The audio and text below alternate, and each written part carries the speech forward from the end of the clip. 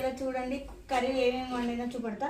ఇగో chicken లీవర్స్ గుండెకాయ ఇవి fry చేయన్నాడు బాబు. ఇవి ఫ్రై చేశాను. మా బాబుకి ఇలా ఇష్టం కారం నుండి గుండెకాయ చికెన్ గుండెకాయ చూసారా ఇది చేశాను. చికెన్ లీవర్స్ చూడండి ఫ్రై చేశాను. మంచిగా టేస్టీగా వండాను. మా బాబుకి ఇలా ఇష్టం. ఇది చేశాను.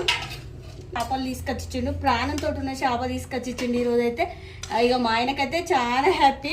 ఇక చేపల పులుసు పెట్టినా వీళ్ళు వెళ్ళే చెననట నేను ఎప్పుడు వండలే, కాకపోతే వరకు ఒకసారి చేశాను. ఇక చెనె కూడా తీసుకొచ్చిచ్చిండు. వేడి నీళ్ళలో వేసి దాన్ని ఫ్రై చేయమ్మా, చాలా టేస్ట్ ఉంటుంది. పిల్లలకు పెడితే కూడా ఆరోగ్యానికి మంచిది.